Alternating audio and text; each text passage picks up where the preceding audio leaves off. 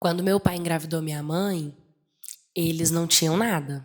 Na verdade, meu pai, ele estava mega solteiro, vivendo a melhor fase da vida dele, né, no auge da juventude, né, ganhando bem na empresa que ele trabalhava. Ele foi para uma balada, conheceu minha mãe, arrastou ela para um motel, teve relação, e por mais que ela avisasse que poderia ser dele a criança, ele só veio me reconhecer oficialmente depois do teste de DNA, depois que eu já tinha nascido. Então ele não acompanhou minha gestação, mas depois que saiu o exame de DNA, ele participou de tudo, ele deu de tudo, ele estava sempre presente, cumprindo não só com a pensão, como o direito de visitação também. E olha que eu era só uma bebê. Meu pai conta que me pegava, eu tinha 30 dias de vida e me levava para casa dele, assim. A minha mãe, ela meio que ela não tinha aquele apego que geralmente a gente vê as mães por aí, ainda mais mãe de primeira viagem. Como minha mãe e meu pai não ficaram juntos, então minha mãe ela queria sentir a liberdade de antes, né.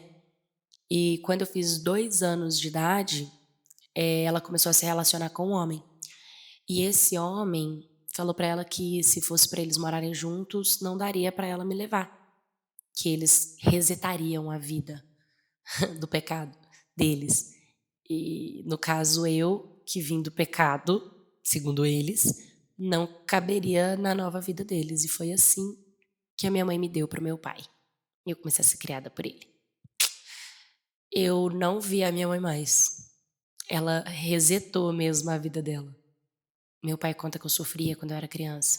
Sofria porque eu chorava, chamava a mamãe, e a minha avó fez um papel muito presente. Quando eu fiz 4 aninhos, o meu pai conheceu uma mulher muito bonita e começou a se relacionar com ela. E aí pediu em noivado, pediu em casamento, porque até então meu pai nunca tinha nem assumido namorada. Meu pai sempre foi solteirão, entendeu? E aí a primeira namorada dele, minha avó estava muito feliz, o meu avô, os meus tios, porque tipo, finalmente ele tem filha, mas nunca teve namorada, né? E ela foi muito querida, muito amada e muito bem recebida na nossa família. Meu pai casou, eu entrei como daminha no casamento dele, né, foi um casamento bonito, foi um casamento muito bem organizado, meu pai comprou uma casa, a casa dele era uma casa muito boa, bonita, grande, com piscina, tá. Da realidade que a gente tinha vindo, da casa da minha mãe, no caso, a qualidade de vida do meu pai era 5 vezes melhor. Eu vou começar a contar quando eu me lembro. Eu tinha 6 anos de idade. Porque eu tive uma festa de 6 anos de idade, então foi depois da festa, porque eu ganhei um brinquedo, e eu brincava com esse brinquedo. E eu lembro que eu estava segurando esse brinquedo quando eu tenho essa primeira memória, que talvez eu tenha mais, mas eu lembro muito dessa e de outras dessas para frente. Quando a minha madrasta estava sozinha comigo, ela era diferente quando ela estava com meu pai. Aquela famosa história clichê de na frente do pai é um amor, nas costas do pai é um terror? Pois bem, na frente do meu pai, ela fazia trança no meu cabelo, ela me vestia, ela me dava banho, ela comprava coisa pra mim. Você acredita? Tipo maquiagenzinha, esmaltezinho pra criança, coisinhas de criança, coisinhas de cabelo. Então ela era uma boa madrasta, né? E como eu não tinha mãe, eu tinha um amor e um apego com ela muito grande. Só que eu lembro que com 6 anos de idade, ela engravidou. E aí quando ela estava grávida, ela foi ficando diferente comigo, me tratando com falta de educação, sendo grossa comigo. Aí teve um dia que o papai tinha vindo almoçar em casa e ela tinha preparado o almoço.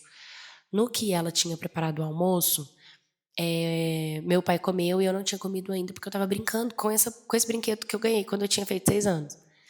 E aí o meu pai terminou de almoçar e voltou pro serviço dele. E aí ficou eu e ela. E aí quando eu sentei para comer, ela me ofereceu comida amarga. Na época eu não lembro, hoje eu sei o que que era. Tem uma plantinha que é muito comum, não sei se vocês conhecem, que chama jurubeba. É o pé de jurubeba. É muito amargo e as pessoas fazem conserva de jurubeba para amassar no arroz, na carne, porque é bem amargo assim. E aí ela amassou um monte de jurubeba no arroz e me deu para comer. E eu falei para ela que era muito ruim. E aí ela começou a me obrigar a comer. E aí eu falava que eu não queria, e ela enfiando jurubeba com arroz pra dentro. E aí eu comecei a chorar, e aí ela colocou, eu lembro da cena dela segurando a minha boca com a colher, com uma mão ela segurava a minha boca e com a outra mão ela segurava a colher na minha boca, me obrigando a comer.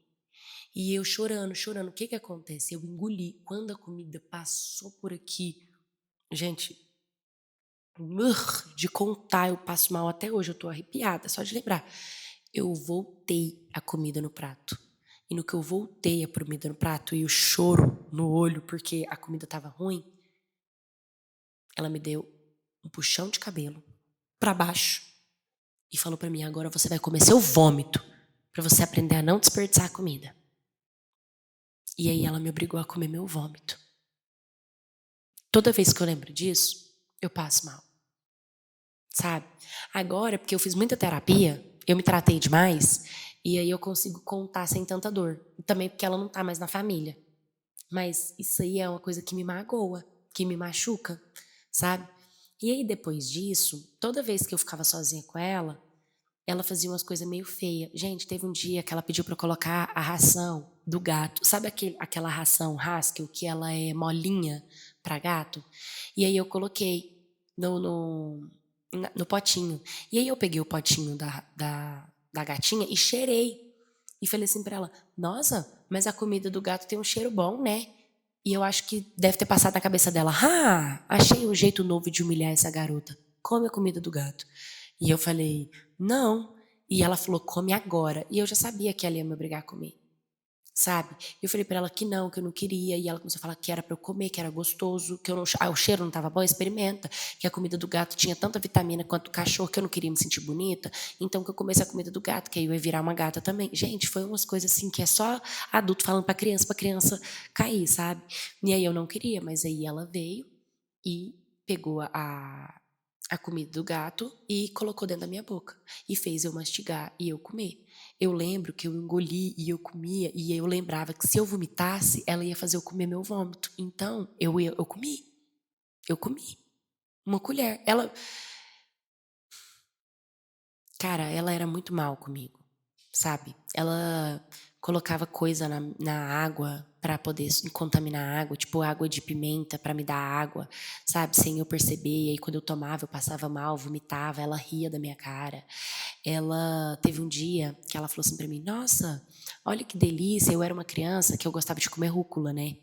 Então, eu lembro até que eu parei de comer rúcula nessa época, porque a rúcula ela era azedinha e eu gostava de limão, de rúcula, eu era uma criança que gostava. Só que isso despertou nela ela me judiar de mim, porque foi a partir dela ver eu comer rúcula que parece que ela, sei lá, gente, também, eu não lembro exatamente, mas eu lembro que a rúcula era uma coisa que eu gostava e eu passei a não gostar mais. E aí teve um dia que ela falou assim para mim: olha, eu vou descascar essa planta aqui, ela é uma delícia, ela parece um pirulito. E aí você coloca ela na boca. E eu já fiquei um pouco com medo, né? Porque ela vivia aprontando comigo. E aí ela pegou e descascou a planta e colocou a planta na minha boca, gente. Adivinha o que que era? Era babosa. Vocês já colocaram babosa na boca? Aquele líquido da babosa amarelo, ele torce a boca. Ele contorce. Ele contorce. Ai, você não contava pro seu pai? Eu contava, mas ele levava no tom de brincadeira. Quando eu falava, ela fez eu comer, aí ela ria, falava por cima, falava que estava brincando comigo, que jamais me faria mal, de que não sabe o que estava acontecendo comigo, porque eu tinha ficado diferente, que talvez eu estava crescendo, que eu estava começando a sentir falta da minha mãe, que talvez era a falta da minha mãe que estava fazendo eu ver problema nela, que ela queria a mãe dela, que eu queria a minha mãe, então por eu querer, ela falava assim, ela quer a mãe dela, por isso que ela está fazendo isso. E meu pai acreditava na minha madrasta, porque na frente, no dia da babosa, sabe o que minha madrasta fez? Ela foi no mercadinho e comprou, não foi um saco, foi uma caixa de pirulito Big Big. Ela comprou uma caixa, e aí sabe que horas que ela esperou para me dar a caixa de Big Big? Na hora que meu pai estava entrando dentro de casa. Ela me deu o pirulito, falou para mim, você pode chupar a caixa de pirulito inteira para tirar esse gosto ruim da boca. E aí, quando ela contou pro meu pai, ela contou brincando, falando, nossa, amor, foi brincadeira, eu tava descascando a babosa pra passar no meu cabelo, e brinquei com ela que era boa, ela nem esperou eu falar pra ela não pôr, ela foi lá e pôs na boca, tadinha, mas eu comprei uma caixa de pirulito pra ela pra ficar tudo bem. Sendo que não foi verdade, entendeu? Então, assim, foi muito complicado a minha infância. Eu fui judiada várias vezes, mas ela nunca me bateu pra me deixar roxa. Ela puxava o meu cabelo, porque tufo de cabelo era uma coisa que não marcava o meu corpo. Ela me obrigava a comer as coisas, porque comer e vomitar era uma coisa que ela conseguia fazer antes do meu pai voltar do trabalho. Ela me humilhava com os gatos e com os cachorros, tipo, deixava eu trancada do lado de fora, com raiva. Ou eu fazia o que ela queria, ou ela me trancava do lado de fora da casa, no quintal. E aí ela só abria quando meu pai estava prestes a chegar. E quando eu contava pro papai, eu fiquei presa do lado de fora. Ela falava, uai, eu encostei pra dormir, ela foi brincar lá fora, a porta bateu, ela ficou trancada.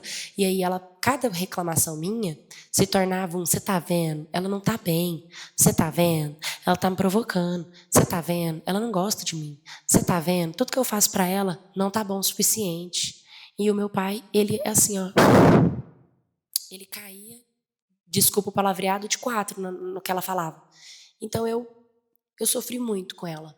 E eu só parei de sofrer quando eu fiz 12 anos. Então eu sofri dos meus 6 aos meus 12 anos. 6 anos sofrendo na mão dela. Porque com 12 anos aí eu era muito atrevida, revoltada. Aí eu já partia pra cima dela. Aí a gente começou a brigar de tapa, de murro. E aí o meu pai defendia ela, porque meu pai falava assim pra mim, você desde pequena implica com ela. Você desde pequena tá vendo problema nela. Você desde pequena. E eu falava, não sou eu, é ela que faz comigo. Só que, gente, eu era uma criança, como que eu ia me explicar pro meu pai? Eu não conseguia explicar pra ele o que tinha acontecido. A vida inteira eu reclamei, ele nunca atendeu. Então, eu não tinha poder naquela relação. E aí foi quando meu pai descobriu que ela estava traindo ele. Não é que a mulher estava traindo meu pai? Aí traiu e fugiu com o cara, tá? Ela não traiu meu pai, não. Ela fugiu e ainda deixou meu irmão pro meu pai criar. Aí sabe o que aconteceu? Meu pai criou meu irmão e eu, como já era um pouquinho maior, porque eu comecei a trabalhar muito cedo. Eu comecei a trabalhar muito, muito cedo. Fui morar com a minha avó. E aí a minha avó ficou doente, eu não conseguia mais cuidar dela. Meu pai resolveu colocar ela no asilo. Foi aquela coisa, né? Aí colocou ela no asilo, eu trabalhando. Aí eu arrumei um marido, casei, tive minha bebê. E hoje eu tô aqui, eu sou nova. Hoje eu tenho 23 anos. E eu sou casada e tenho uma bebezinha com meu marido, sabe? E o meu maior pavor é que um dia eu e ele separe e ele arrume uma madrasta que judia da minha filha. Porque, assim, uma coisa também que eu não faço é abandonar minha filha. Porque minha mãe me abandonou, né? A minha mãe me abandonou. Mas sabe que eu não tô nem aí pra ela? Eu não sinto a dor de ter perdido a minha mãe. Eu sinto a dor de Deus ter me dado a oportunidade de ter uma mulher que poderia ter tido o papel de mãe e ela escolheu ter o papel de má. Sabe? Isso me magoa. Isso sim mexe comigo. O fato de eu ter tido a oportunidade de ter uma segunda mãe e ela falhar comigo como a primeira falhou. Então eu não vou falhar com os meus filhos. E pro meu pai, hoje eu já falo para ele várias coisas. Hoje ele fica sofrendo com o meu irmão e eu falo tanta coisa para ele. Mas a mãe dele fez isso, a mãe dele fez aquilo e você não me defendia. Então hoje eu não defendo meu pai. Por mais que eu ame, por mais que eu queira. Às vezes eu vejo que meu irmão tá errado, que meu pai tá certo. Mas eu dou gostinho para ele de sentir que eu não vou defender ele. Porque quando eu precisei que ele me defendesse, ele não fez. E eu jogo na cara dele. Eu preciso de terapia. Mas hoje, por enquanto, eu só tô compartilhando a minha história. Oi, Maquettes, tudo bem com vocês? Que história triste, né? Que história impactante. E olha, ela não teve culpa em nenhuma das duas histórias, nem com a mãe a abandonando e nem com a madrasta fazendo um papel tão feio na vida dessa pessoa, deixando um legado, marcando o passado de uma criança como uma pessoa mal, uma pessoa ruim, um monstro, porque uma pessoa que faz o que essa madrasta fez, ela é um monstro, ela não tem caráter, ela é uma pessoa ruim, sabe? Que nitidamente também precisa de tratamento. E olha, hoje eu falaria para você fazer terapia, você que me mandou a história, não porque você precisa se resolver com o seu pai, precisa defender o seu pai, não, nada disso. Mas porque dentro de nós, seres humanos, todos nós temos versões dentro de nós. Nós temos a nossa versão criança, a nossa versão adolescente e a nossa versão adulta. E a sua criança interna, que ainda existe e habita dentro de você, ainda toma partido, ainda quer ser protegida, ainda quer ser amada. Você precisa ressignificar esse passado. E a terapia vai fazer isso, vai te levar nesse lugar, não para você relembrar os traumas da sua madrasta, mas para você acolher a sua criança interna naquele momento em que você se sentiu ferida, você se sentiu abandonada, que você se sentiu deixada, né, que você se sentiu desprotegida, porque hoje você é adulta e a sua versão adulta tem potencial e capacidade de curar a sua criança interna. Então ressignifica esse trauma para você poder olhar para o seu futuro com mais amor e com menos medo, acreditando que as coisas boas estão abertas e disponíveis para você. Porque como você cresceu dentro desse sofrimento, você cresce com o sentimento de que não merece ser feliz, que não merece ser amada, que não merece ser cuidada, né, que não merece ter um bom emprego, ter um bom salário, e vive com medo. Medo do fim do término, medo do casamento, medo do filho ter uma madrasta, medo de não conseguir dar uma vida boa, ser uma mãe boa. Então, pelo seu bem, para você ser uma adulta feliz, trate a sua criança.